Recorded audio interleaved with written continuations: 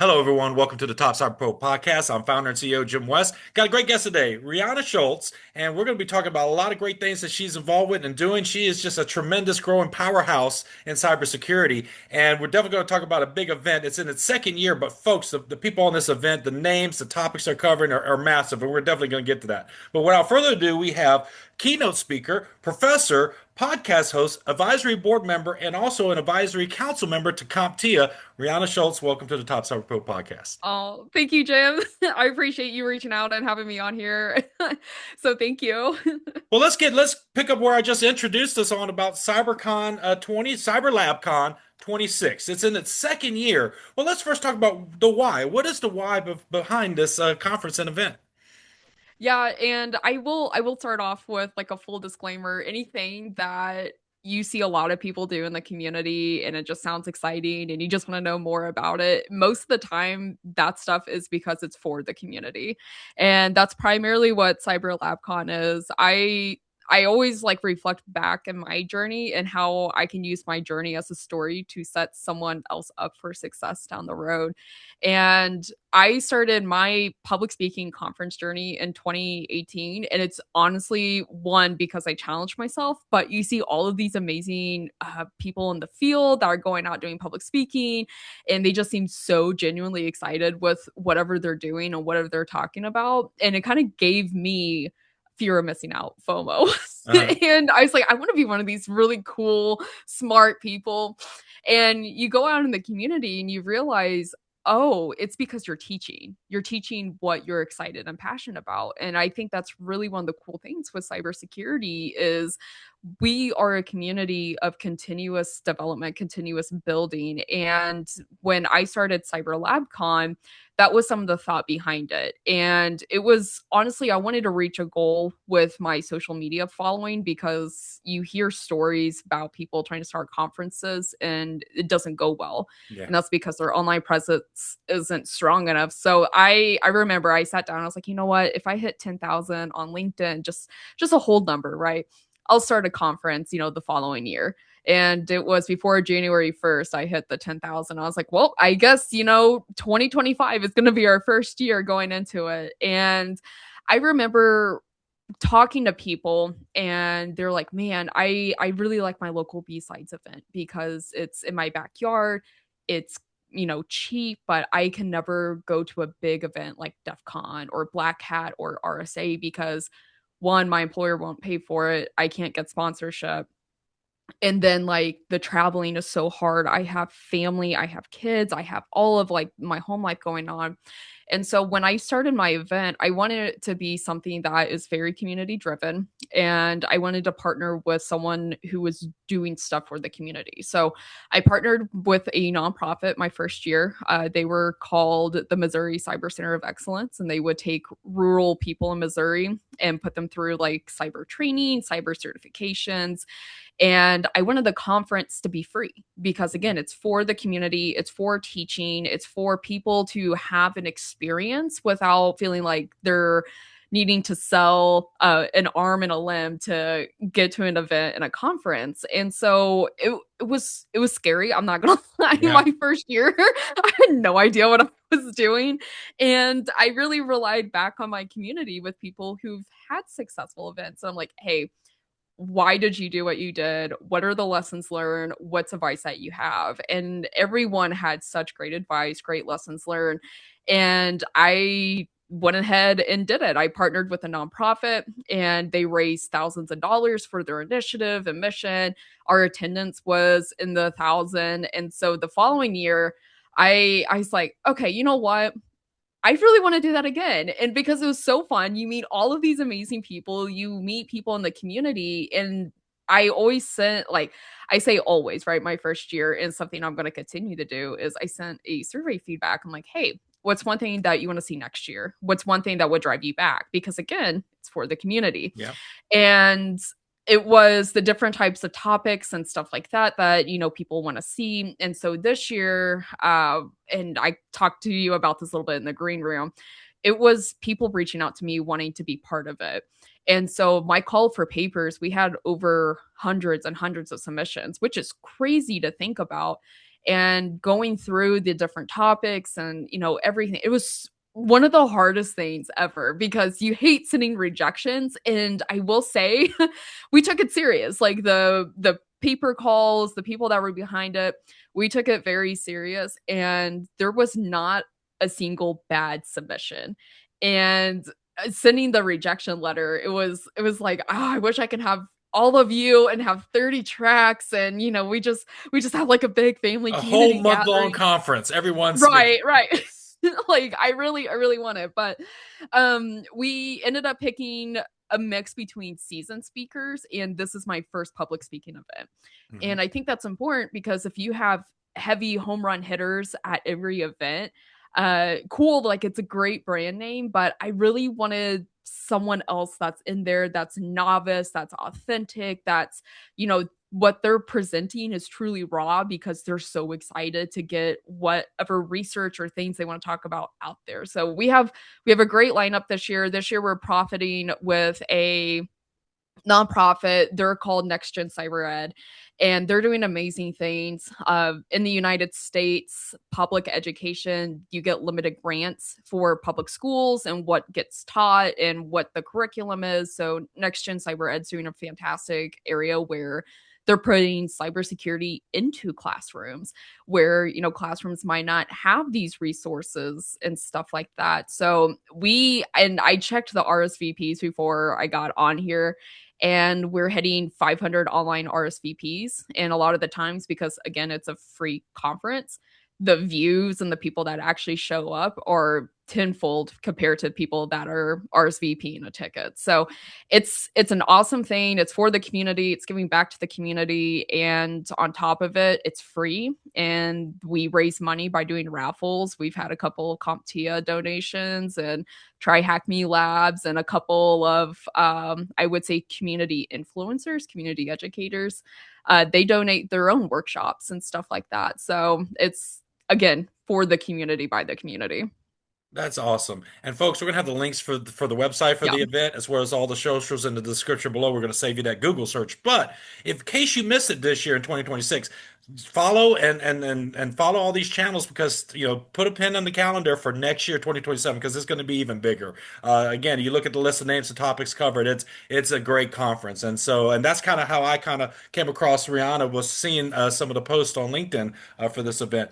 But let's move over to CyberSpeak Labs. Let's talk a little bit about the why. That Simon Sinek says, what is the why, right? What is the why for CyberSpeak Labs? The why is to bring back, and I like community is such a big thing, but it's the collaboration to learn aspect. And if you had asked me, I've been in this field for almost 10 years now in the cybersecurity area. And if you asked me when I had got my first big kid job, what I would be doing now, entrepreneurship was not on that bingo card at all. Yeah. Sitting here on podcast was not on my bingo card. I was very much okay with I'm going to retire at 65, live a quiet life, have land, maybe a double wide trailer with some cows. Like that was my future at that time. But CyberSpeak Labs, I always say things happen with happy accidents, and Mhm. CyberSpeak Labs I was like definitely that. a very happy accident. And I fell into public speaking. Everything started with going to my community, and eventually my public speaking route ended up going into paid speaking routes. And that led into me going, well, I probably should start, making an LLC and, doing the good American tax inventory here with all of this entrepreneurship stuff.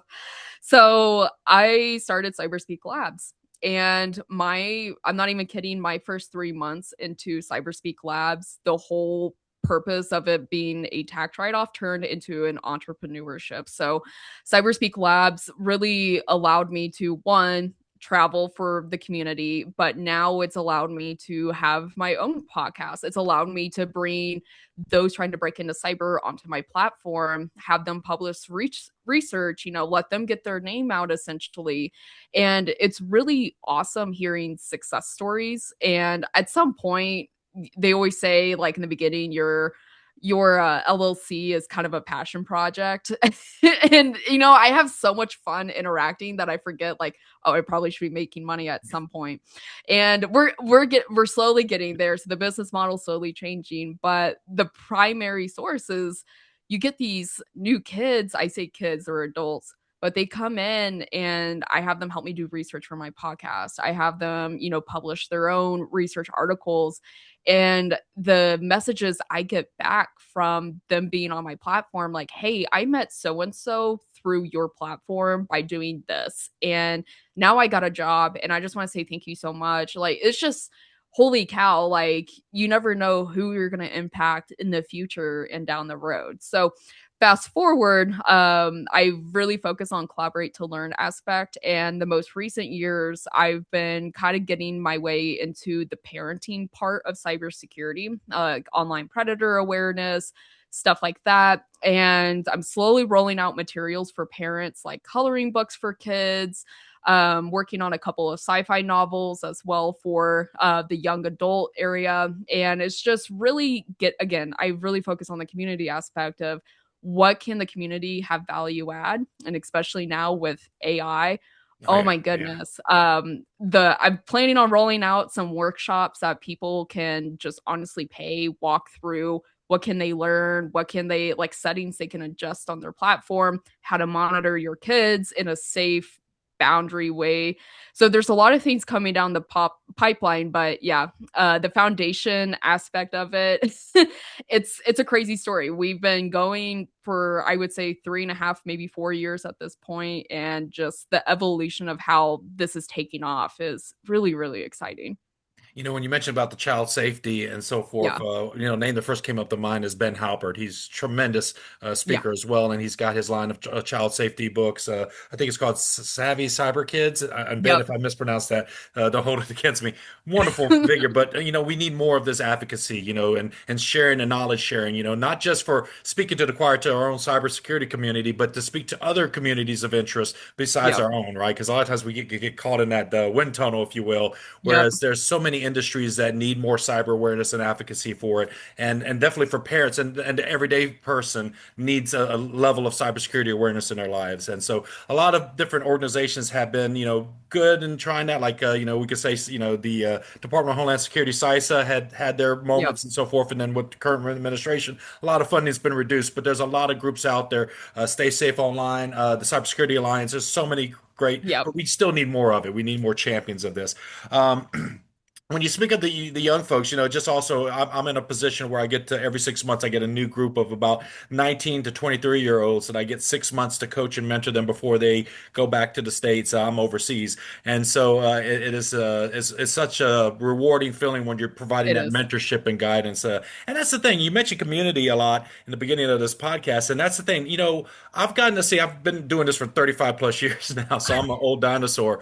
But back in the days of like Sean Harris, if anyone remembers Sean Harris, gone too Yes. soon.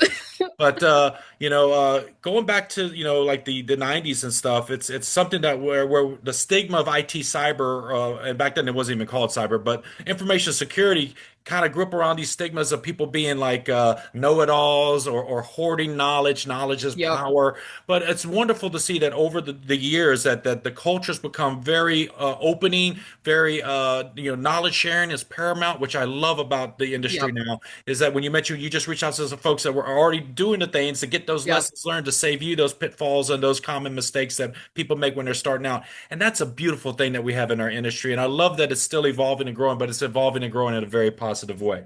So there's yep. another thing I saw on your LinkedIn profile I'd like to talk about, the Ginger Hacker Initiative. So let's talk about what is the mission and tell us a little bit about it.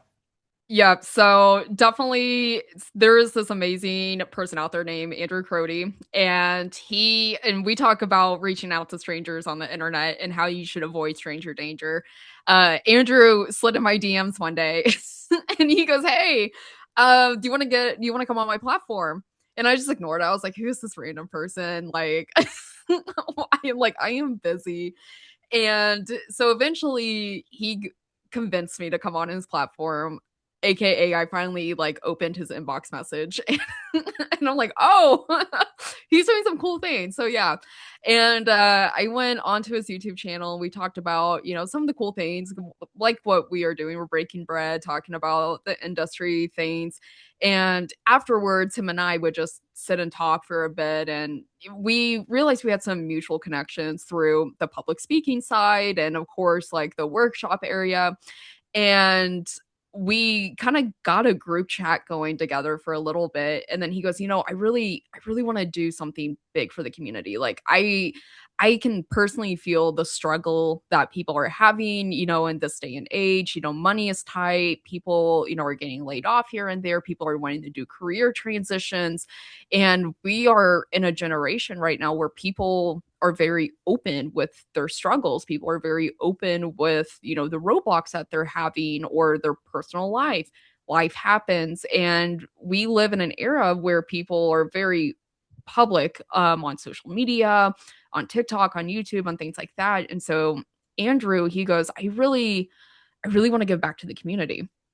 And I will say, when you surround yourself with very supportive but yet, challenging people in your group, you can absolutely grow, because you don't want an echo chamber of support. You want people to Mhm. challenge your ideas. You want people to be like, well, have you thought about this? We can do this, but we might have an issue with that. And that's what Andrew, in my opinion, really did. So a group of us, we sat down and we're like, hey, how can we make this take off?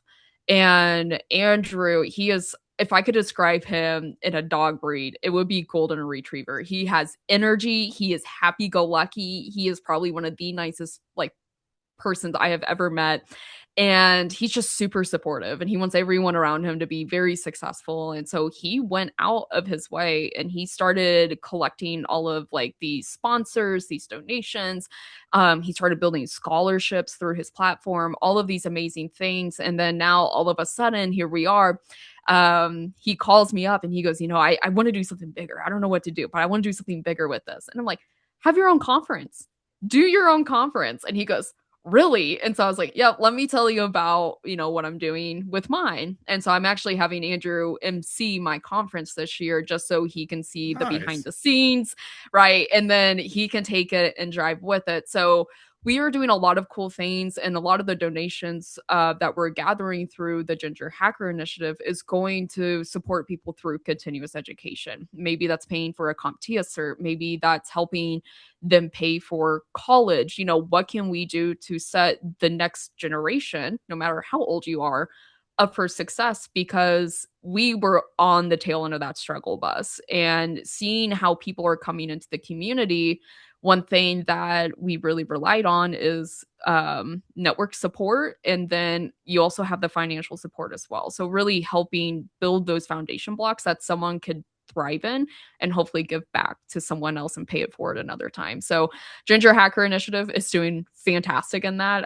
They're going to be, I say we are going to be at Black Hat this year with our own little booth, and, just networking with people, hearing about their stories, what can we do to essentially continue to build our community.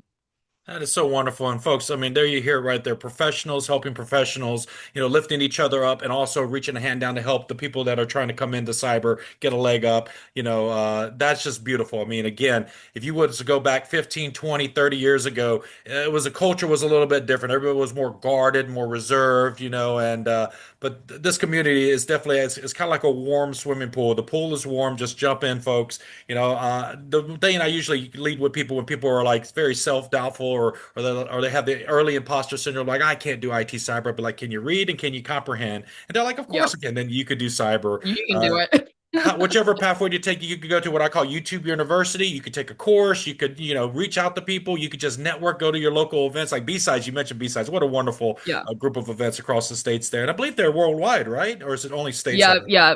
So it's an overall big, and I recommend anyone to read the backstory of B-Sides. Like, it's amazing how it got started, and it's an overarching nonprofit that they'll help support local communities to start up their own local B-Sides events. And now B-Sides is an international thing at this point. So it's really cool to see communities coming together to support community.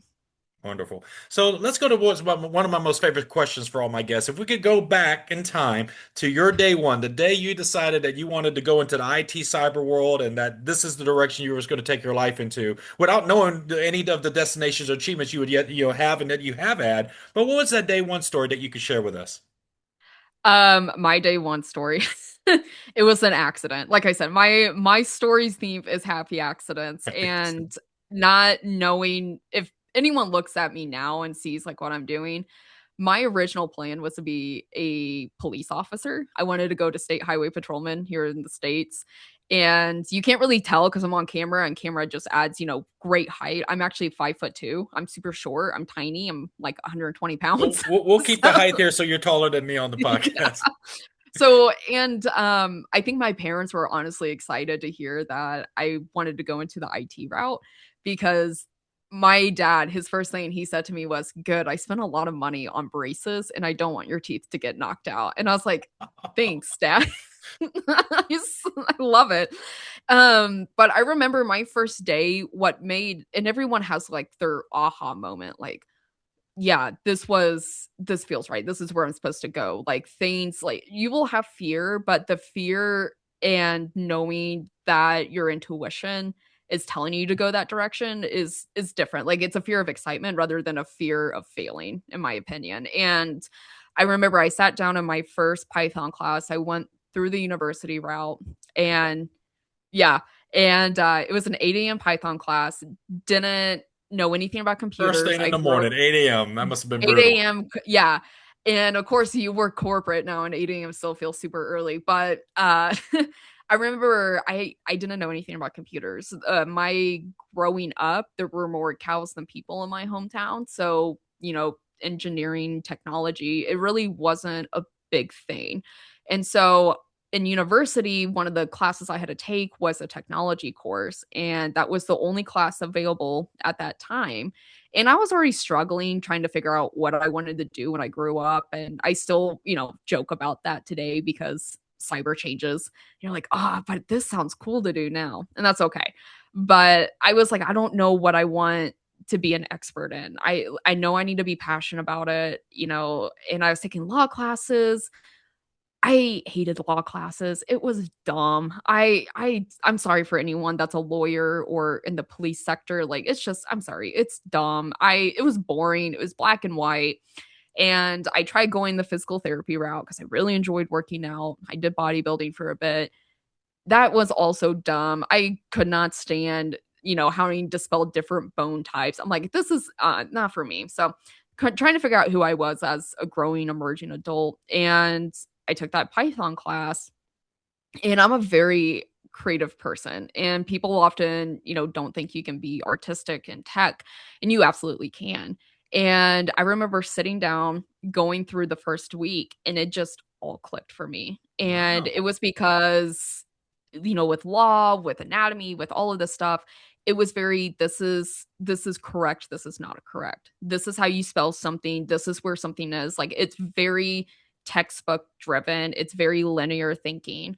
And programming, it allowed me to have different solutions to a problem, allowed me to think outside of the box. It allowed me to essentially come to my answer on my own. And then fast forward, cybersecurity starts becoming, an actual career choice. And I remember my first programming class, or my first quote unquote cybersecurity class for programming, it was ethical hacking.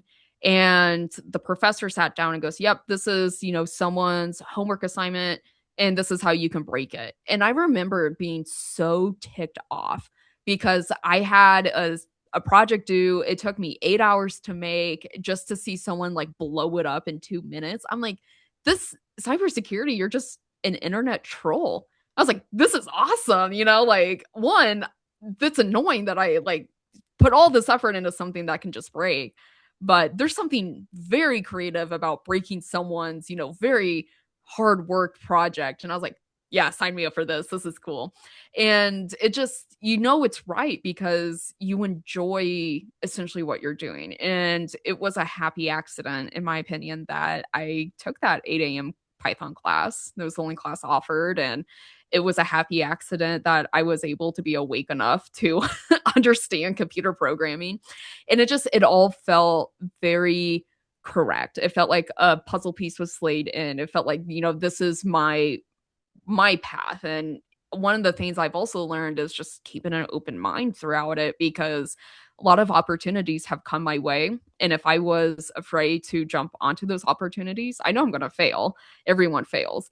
But if I could do it and then I found joy into teaching back my lessons learned, that was a whole other like area where I started to develop in. So I guess long story short, an 8 a.m. Python class is how I ended up where I am today. So And for any parents that are listening and watching this right now, if you can get your kids into some introductory Python classes and they really take to it like a fish to water, their trajectory yep. could be completely changed on a super fast path to doing some great things. So Python is a powerful skill set that I advocate for anyone to learn at any age. But if you got young children, see test the waters, and if they can really take to Python, that you could really start layering on to that. Yep. So along your journey so far, there had to been some great people that had positive impacts on your career. They could have been coworkers, managers, bosses, or just people in the industry you looked up to and admired. So the goal of this question is kind of like that Oscars acceptance speech. There's not going to be enough time to name all the names, and it's not to be a name dropping type of question, but it's just, and you can just use first names only, but it's really to pay homage and shine a light on those folks that had a positive impact on your journey so far. Yeah, Gordon Ramsay, he definitely helped me go through COVID. No, with kitchen nightmares. No, like and you're not the first person to ask me this, to like think about, who would you pay tribute to? And during my university studies, I've had some really terrible teachers. That's just, I hated the class. I've almost quit the direction I'm going to, but there's always been, one or two professors that have really invested in me. And finding those right mentors to me means that people took the time to invest in me. And then I applied that knowledge back out. And I've had a lot of good women mentors throughout the years. One who was still my best friend out there. She likes to stay quiet in the shadows, so I won't give her a name shout out. She knows who she is. She watches my stuff. And then, of course, I always look back at my mom. My mom let me be the gremlin child of my family and let me to have my own thought process, let me do however I want. But for anyone that's looking to find a mentor, I always say find someone that generally wants to invest in you, not to be quote unquote a mentor.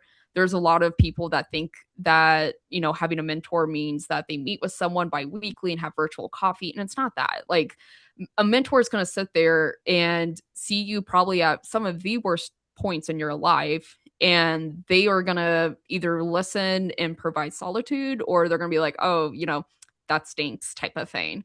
And especially on the receiving end, if you're looking to be a mentee, it's just being a mentor yourself is just a whole other field, because people look for advice, but you're going to have to be careful on who's looking for the advice compared to who's going to look and apply, or who's just going to be wasting your time.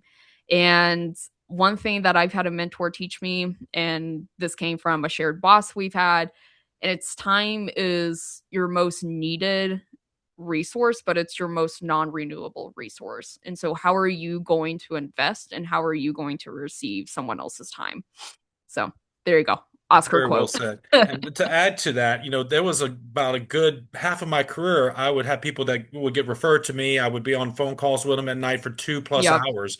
And I would lay out kind of like some steps for them to do. But to just a week too later, I'd do a follow-up because I hadn't heard from them, and just Yeah. realized they are not going to take the initiative or follow through with any of that guidance. And I Yep. went through maybe one out of every 20 people that actually followed the advice. And of course, they were all Yep. successful that followed it. So then about a few years ago, I finally reached my limit where ISC Square had their certified in cybersecurity, which they just closed that 1 million certified in cyber, which I love Yeah. that program and initiative. But it was a free cert, free training. So I said, you know what? I'm going to tell people when they come to me, say, hey, go here, sign up for the 1 million certified, get the voucher, take the training. Once you pass that cert, then come to me and we'll start the Yep. process of, the mentorship. And again, it came to about 1 in 20 people, but at least I knew that filter, that 1 in 20 was that I can invest my time in. Like you said, choosing who you mentor is very important, as well as mentees choosing the right mentor. So at this point of the podcast, I like to take what I call my moment of levity. It's kind of a timeout from the tech talk, and I'm just going to fire some fun, rapid fire questions your way. First first answer pops in your head, just blurt it out. There's no wrong answers here. So I'll hit you with a softball question. Is a hot dog a sandwich? No. Hot dog's not a sandwich. Okay, next. Cake or pie? Staying with the food topic. I'm sorry. Like you said hot dog and sandwich. I just kept thinking it's cheesecake pie or cake. So the Like next question is cake or pie? pie. What kind of pie? Apple. Hot or cold apple pie? Cold. Cold apple pie. All right. Next one. This one's going to split the room of all IT people. Star Wars or Star Trek? Star Wars. Star Wars. Which trilogy of the Star Wars franchise is your favorite? The OG one. The OG. All right. A New Hope and The Empire Strikes Back and Return of the Jedi. Yep. Well, who's your favorite character from that? Oh, R2D2. R2D2. Okay, I think this is the first time I saw someone say R2D2. It's usually Yoda. Sometimes people go Vader, but R2D2. And last guest said Chewie. So that was pretty fun. What was your most favorite book of all time that you've read, and what was the last book that you've read? Favorite book I've read. Oh gosh, you've told me about this and I'm just going to say I don't have one because everything is great. I'm Okay. a huge science fiction person. I read a lot of 1980s science fiction specifically Okay. because I feel like it's just a lot of forgotten things. My favorite thing I like to do is go to old bookstores and find the most dusty used book in that genre because that was a good book that got forgotten. So, my most recent book, I just got finished reading the Game of Thrones series. Okay. So, yeah, it was a very long read. I actually saw the author, Martin, on a cruise ship, and it was one of those moments where it was early morning. It was a shore day, so a lot of people were already off the boat. But I'd been living on this boat for about 4 months. Another story for another time. But I'd been living on this boat for about 4 months, so I didn't need to go off on this shore day. So I was just hanging around the boat, and I'm walking from my room, and I see this guy walk down the hall, and I kept like tripping myself out like there's no Yeah. way that's George R. R. Martin. There's just no way. But the cap, he was in a black kind of a nightgown, but it Oh, was yeah, it was very him. typical. And Yep. so then I said, "Hey, has anyone ever told you that you look exactly like?" And he goes, "Yeah, I get that a lot." And then he immediately beelines towards the suite. And then it just hit me once I heard him speak. I was like, "Wait a minute!" I opened up a YouTube video of him in an interview. I was like, "That's him." But yeah, so yeah, I saw George R. R. Martin on both. But interesting, Like you just finished Game of Thrones. What is your perspective of how the TV series was compared to the books? I think this is an completely easy different. answer. Yeah. Yeah, completely different. And cinema is gonna be cinema compared to like the things I come up with my head. Even the recent Wicked movies that came out, if you read the books, whew, 9 day difference. Yeah, it's Books are a little bit amazing. more gory. There's an amazing phenomenon. I don't know the name of it, but when you read a book for the first time, your imagination goes wild with painting the colors Yep. of what the characters look like. And I think I first heard about this phenomenon with the Lord of the Rings movie by Peter Jackson. Was that Oh yeah. when you first read the book, you have an image of what Aragorn looks like, Frodo, and etc. But then once you see a movie, your memory gets supplanted by what you've seen on the screen. Yep. So, like, when you mentioned Wicked, can you remember what Glinda and all those characters look like from when you read The the book? go yeah, no, like it's because now when I go back and read it, how I envisioned it is very like it's fabricated. So yeah. Yeah, because you're trying to put and I'm sure there is some psychological thing to it, but it's like your brain's trying to take what you saw and then fit it into the universe that you mentally created. And it's Yeah, just sometimes puzzle pieces don't fit, and yeah, that's they don't okay. fit. So this just brings me to the next major topic to talk about, and I'm sure this is something near and dear to your heart. Talking about STEM, science, technology, engineering, mathematics. I guess a new acronym of recent years has been STEAM, where they add in art, which I believe art is tremendous for young Yeah. learners. So STEAM, what are some of the things that you're seeing in our industry that are good initiatives towards this, and what are some things that might be happening in your region and area? Oh man. Um, I always tell people there's art to anything with engineering. And I love reading about, I would say, success stories that were originally failures. And there is this architect, she is a woman, I completely blanked on her name, but it was one of those I was scrolling through YouTube and I came across a documentary about her. And she designed these gorgeous buildings that weren't cookie cutter box, typical whatever, and everyone that saw her building designs were like, that's failure, like no one's gonna rent a building like this. And her buildings have now become some of the most iconic buildings across Europe and then also the United States. And people can't create what she had. And so I tell a lot of young groups that are coming in, I'm like, you can develop something. There's one way to like follow instructions and create, whatever. But if you watch master builders on Legos or even just things like that, you can see, or Forge Fire, where they build all of like the swords and stuff like that. Yeah, there is some development between being like a person that's able to do something and becoming an expert. And there is a saying where craft of your trade, just the general curiosity and going out there. And I tell people, I'm like, start small, right? I remember in kindergarten, we used to build popsicle houses, Mhm. right? Like, what can you do to have, like, start building that mindset? What can I do to be slightly different than the person to the left and the right of me? What can I do to, like, challenge my thinking? Even with fashion design and textiles, you see these amazing designs on Paris runways and stuff like that.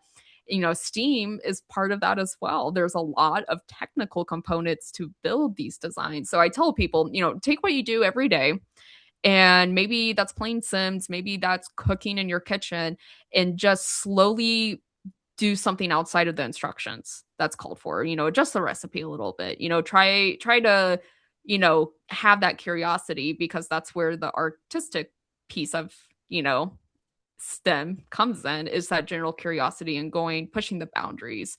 And that's what we do. And, whether it's cybersecurity, whether it's engineering, computer development, you test out of your creative thought process of, can I do this instead? Can I do that? And you challenge that. And a lot of people, when they think art, it's oils on a canvas, and it's not always that. It's the out of the box, I'm going to try this and see what happens. And then you get this wonderful creative product that isn't like everyone else's. So Yeah. yeah. I, um yeah. I love the idea of There's not just really. taking something Yeah. that's inside of you, your idea, and manifesting it into the real world, whether it comes through, colors on a paper to a graphic design, a computer artwork, or sculpting with your hands. It's just an idea manifested outside of yourself. I love that. Yeah. It brings me to this question actually, and it's somewhat related, but for a young person watching right now, let's say we got a young person that maybe just got out of high school, doesn't think college is for them, or someone that might have just dropped out of college, they hit that wall and said, it wasn't clicking for me, or it could be someone that's mid-career, or maybe found themselves as part of a major layoff, and they're trying to say, could IT cyber be for me, right? And so, to speak to that person, what is some guidance and advice that you would give them? Yeah. And this is a question I probably get daily on LinkedIn in my inbox. And I tell people, I'm like, one, you are going to see that a lot of things are pay to win. You see people getting certifications that are valued at tens and hundreds of thousands of Yeah, dollars. they get really Um, expensive. yeah. And you don't need to be that person to spend all of this money to get education. And I always tell people, no matter where you are in your life, if you are 18 years old about to leave your parents' nest, or if you're in your 40s and you're like, I want to change my careers, no one can take away your education, no matter where you are in life. Like, you can get laid off, you can get homeless, no one can take away your education and your knowledge. That is forever yours. And I tell people, I'm like, if you are genuinely interested in cyber, go on YouTube University, one, and just watch podcasts like this. Is there anything that, could just inspire you? And that's honestly, I'm glad you bring guests onto your podcast, Jim, because you never know who's listening to you or your guest on the show. And what are they projecting out that inspired someone to go pursue this? And I tell people, I'm like, it's one thing to like think about doing this, but to understand, like, does this feel right? Does this feel like the missing puzzle piece? Go out there and be curious. There's a lot of free hands-on resources. Try Hack Me is one where they have a lot of entry-level stuff out there. Hack the Box is another. Mhm. Skillbit, formerly Meta CTF, they have a lot of cool stuff. There is a nonprofit called KC7 that is like virtual escape rooms and CTFs, capture the flags, and you build this critical thinking skills. And a lot of that is applied back to day to day. So, regardless, if you want to go spend money, go through the college route, go for it. No one could take that away from you. And then the second thing is if you don't want to go spend all of this money, go look at these free resources. Check out the Ginger Hacker Initiative. That's another one, go talk to people in the community and just get their ideas, hear their journeys, and see if that's something that might fall into your areas of interest. And that doesn't just apply to cyber, in my opinion. That's just anything that you might be curious about.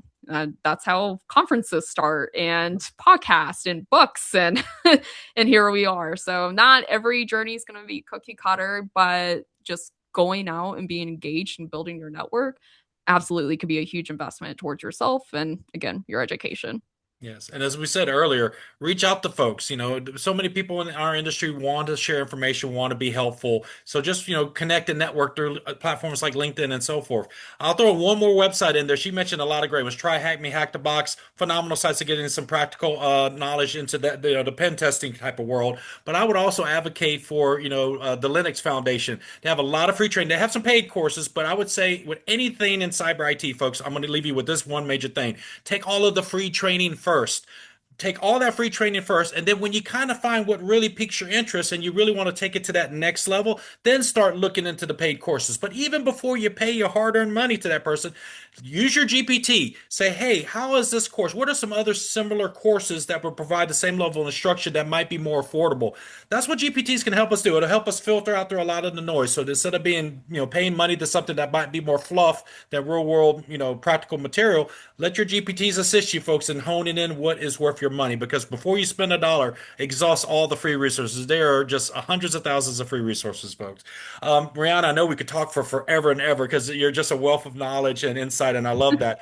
A lot of us busy professionals, we're super busy in our day jobs. You're running a conference, you got so many initiatives and other things that you got your, wear a lot of hats in your life. But a lot of us make time for causes, nonprofits, volunteers, and charities that are doing positive work in the world. So the goal of this question is there such an organization that you like to shine a light on and what their mission is and how they're trying to leave a positive impact on the world? Oh, if I could pick one, obviously it's gonna be the Ginger Hacker Initiative because I know Andrew's gonna be watching this and he's gonna. But no, there's a lot of good things out there, and there are a ton of cybersecurity organizations, and whether this is online trafficking, whether this is predatory awareness, whether this is continuous education investment, there is something out there for everyone to be involved and to be engaged with. And when I picked my nonprofits, it's something that was relatable to me, something that I could be excited to talk about and be part of and put my time in. So, Ginger Hacker Initiative is something that I'm very, very proud of. I am a huge advocate for everything that they're doing. And then, of course, if you're looking at nonprofits, do your research of what makes sense. If you watch my podcast, I try to do plugins for any nonprofit that might be applicable to that episode because, again, if it's something someone's interested in helping with, then absolutely, try to be engaged, reach out, see what you can do. Wonderful. So for the rest of 2026, what are some of your milestones you're looking forward to? Stages you're going to be on? We know we got the CyberLab Con coming up real soon. But what are some other things that we're going to see Rihanna on a stage somewhere? Is there a book maybe in the works? Is there a new Yep. season of the podcast? What does the rest of your 2026 look like? Yep. So we'll be dropping some other podcast initiatives. I've had a lot of things come on my plate where people are like, "Oh, can you like dive into more of Y2K? Can you dive more into like people listening into your automotives? Like can you go?" And I'm like, "Sure." So there's a lot of things in the back end right now that are getting worked. CyberLabCon is July 18th of 2026. We tried to go always after the 4th of July. Something about big booms. In-person events, I plan on being at Cyber Hacker Con week out in Vegas. So I plan on being at B-Sides Las Vegas, Black Hat, and DEF CON. If you see me by end of the week and I don't have a voice, don't take it personal. There's a lot of yelling that week. So a lot of yelling, a lot of dry heat. But yeah, I do have a couple of books in works right now. I'm about to release the coloring books that I've been working very hard on, which I'm super excited for the parent side. Additionally, I have a technical book that's going to be released. I'm really going to try to advocate it for universities to start putting in curriculum. It's going to be highlighting a lot of usability and security, how to balance between the two, and how to learn how to understand that for a business.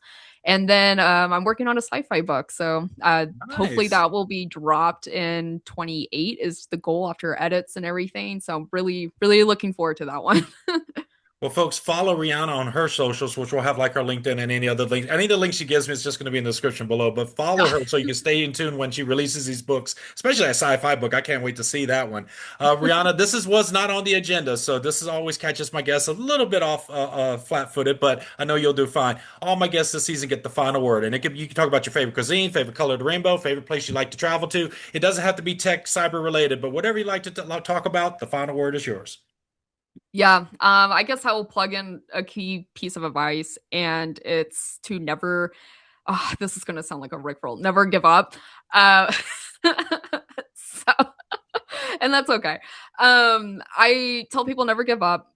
Build your network. Your net worth is your network essentially. So reach out to people, connect with people, especially in the cyber field. We are super friendly. I know we might get a stereotype of living in our mom's basement with black hoodies on and just RGB colors everywhere. We're not like that. At least most of us. I personally brush my teeth and wear deodorant. If you don't, that's your choice. I don't care. But really take opportunities, reach out, connect. Don't let your self doubt and self fear get the best of you because, again, we've all been part of that. That is part of human nature. But the difference is just going out and being vulnerable. That's a big thing. That's how you build confidence. That's how you become a leader in your own self. So, and also, I'm a huge fan of espresso and iced coffee. I don't really have a particular, favorite type. Jim, you mentioned Europe. I went to Europe, ordered an iced coffee when I got to Frankfurt, and the people working the cafe gave me the weirdest look, and they're like, "Oh, you're American, aren't you?" And I was like, "Yes, I am." So yeah, I have to say espresso for my overseas friends, but here in the States now, I love a good iced coffee. So Awesome. Well, Rihanna, thank you so much for being on the Top Cyber Pro podcast. thank you, Jim.